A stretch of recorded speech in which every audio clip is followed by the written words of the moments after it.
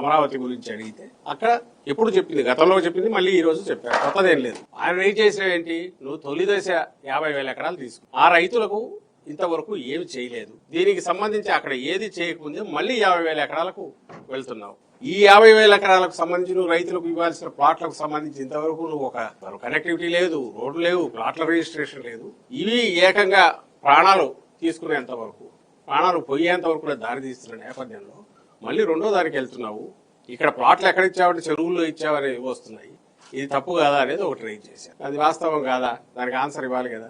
ఇంతవరకు ఏమైనా నువ్వు ప్లాట్లు రిజిస్టర్ చేసావా, లేదా ప్లాట్లకు సంబంధించి ఎవడైనా కొనే రకంగా ఉందా, ఎవరైనా కొనేట్టున్నా, ఎందుకంటే దానికి దారులు లేవు, ఒక క్లియర్ కట్ ఇవి లేవు.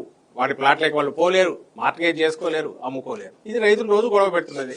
నువ్వు అతి వెళ్లకుండా రెండో దానికి పోతున్నావు. రెండవది అక్కడికి పోయి ఏం చెప్తున్నావు, మళ్ళీ ఆ రెండో దీనికోసం పోయినప్పుడు మన పత్రికలో చూశాను, 1,50,000 రుణమాఫీ వరకు ఆలోచిస్తాము, చేస్తామని. అసలు సాధ్యమా, ఎట్లా చేయగలరు? ఇది భ్రమలో పెట్టడమే కదా. ఎకరాకు 2 కోట్లు, 1,00,000 ఎకరాలు, 50,000 ఎకరాలకైతే 1,00,000 కోట్లు తీసుకురావాలి. అప్పటికి నువ్వు పెట్టింది, మేము 19లోకి వచ్చేసరికి వైఎస్ఆర్సీపీ 5,000 కోట్లు ఖర్చు పెట్టింది. ఈయన మొత్తం 5 ఏళ్లలో ఆయన ఖర్చు పెట్టింది 5,000 కోట్లు. ఇంకా 1,00,000 కోట్లు తీసుకురావాలి. ఇది చేసుకుంటూ పోతే ఎప్పటికి తెగుతుంది, ఎక్కడికి వెళ్తుంది? కాబట్టి ఇది సాధ్యం కాదు. ఈ ప్రాజెక్టు ఇక్కడ ఇట్లాగైతే సాధ్యం కాదు.